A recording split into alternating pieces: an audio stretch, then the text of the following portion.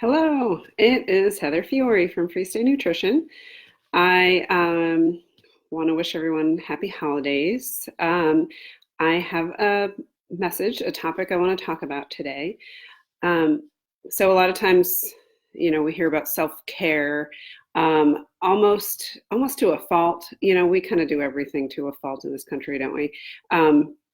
Self-care just becomes another thing that we like need to feel bad about not doing. Um, but I want to talk to you about a different idea.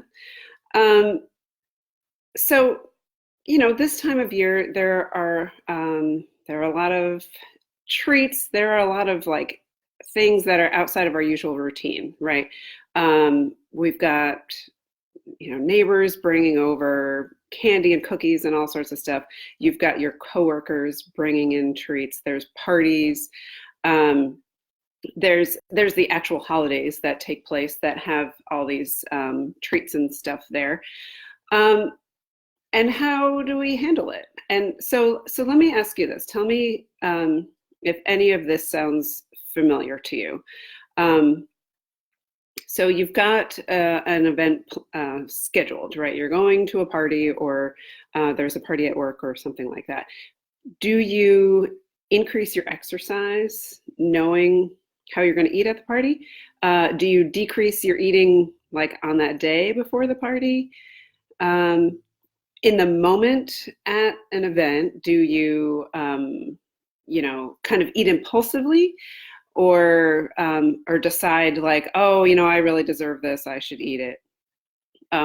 Or everyone else is sort of doing that, and so that's what you do. Do you feel like, oh, I'm going to miss out on this delicious or special thing if I don't eat it? Um, and then do you beat yourself up about it afterwards? Right? That is the question. So there's nothing wrong with, eating indulgent things, eating special things, um, eating anything at all that you want to be eating. That's not the issue. The issue is, how does it go afterwards? Do you then think, I better get myself to the gym, or I better not eat tomorrow, or whatever, salads for me for the next 3 days? I don't know. What goes on afterwards? That's the big thing. Um, is there a mean voice in your head that fills you with guilt and shame? So if that's something, maybe it goes on all year round. If it's something that sounds familiar to you, I would definitely advise you to talk with me or someone like me who can help you through that. Like, that is not, you don't have to feel that way about food. You shouldn't. None of us deserves that. Okay. So working with someone might be necessary. But barring that, let me say this. Um, how about, alternatively, if you treat yourself the way you would treat any friend of yours, or even just anyone? They don't even have to be a friend of yours, right? If you talk to yourself the way you talk to other people, I bet you'll be nicer. We are so mean to ourselves. We are so mean in our own heads. And if we talk to anyone else like that, we would not have friends or coworkers that talk to us like we're so mean. So instead, just think about how you would talk to a friend that might say like, oh, I shouldn't have eaten that, or who's grappling with whatever they've eaten or not eaten, or how often they've been to the gym, or any of that nonsense. What do you say to that person to try to make them feel better?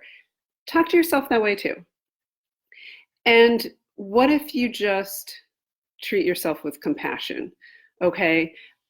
This is a very stressful time of year, right? We have to like be jolly and cheerful and enjoy the peace and all the thing of the season, and do all that and be thankful and everything. We have to do all this stuff, but we also have to like shop, and we have to plan for trips. We have to plan for time with extended family, whether you get along with them or not, and in-laws, and um, gifts that you're getting and receiving. So much is going on. It's stressful. So you may not be getting enough sleep. If you're waking up in the middle of the night being like, oh, I almost forgot to get this gift, teachers and blah, blah, blah. right? Maybe you're having trouble getting to sleep because of all these things. Maybe you're not exercising as much as you normally do because you're busy running around shopping, um, or going to parties or other obligations that you're doing. Um, your eating is off, maybe because, again, of all these parties and things, or you just don't have time to get to the store, or other events are taking up your evenings, or maybe you're about to travel and you're not grocery shopping because you don't want to have a house full of groceries and then leave. Any number of reasons why you're off your routine. You're more stressed and you're less likely to take care of yourself. So you've got to treat yourself with compassion.